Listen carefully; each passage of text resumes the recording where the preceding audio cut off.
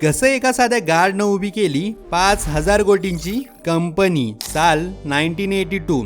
गुजरातच्या राजकोटमधल्या एका सिनेमा हॉलमध्ये चंदूबाई विरानी गार्डची नोकरी करत होते. गार्ड असले तरी पोस्टर लावणं, साफसफाई करणं, सीटची दुरुस्ती करणं, जे काय काम पडेल ते मनापासून करत होते. त्यांची मेहनत पाहून मालकानं त्यांना कॅन्टीन चालवण्याची संधी दिली. त्यात ते सँडविच, बटाट्याचे चिप्स आणि कोल्ड्रिंक्स विकायला लागले. काही दिवसातच त्यांच्या लक्षात आलं की त्यांची 80% विक्री फक्त चिप्समधूनच होत होती. पण त्यांचा सप्लायर नेहमी उशिरा यायचा. बऱ्याचदा तो ब्रोकन किंवा खराब चिप्स देत असे. लॉस होत होता म्हणून त्यांनी स्वतः चिप्स बनवायला सुरुवात केली. लोकांना त्यांचे चिप्स खूपच आवडायला लागले. पण हातानं बनवलेल्या प्रत्येक बॅचमध्ये तोच स्वाद आणि तोच क्रंच ठेवणं खूपच अवघड जात होतं. त्यासाठी लागणारी मशीन महाग होती म्हणून त्यांनी त्याचे पार्ट्स वेगवेगळे खरेदी केले आणि स्वतःच मशीन असेंबल केली. थोड्याच कालावधीत अख्ख्या राजकोटभर सप्लाय सुरू झाला आणि इथूनच जन्म झाला बालाजी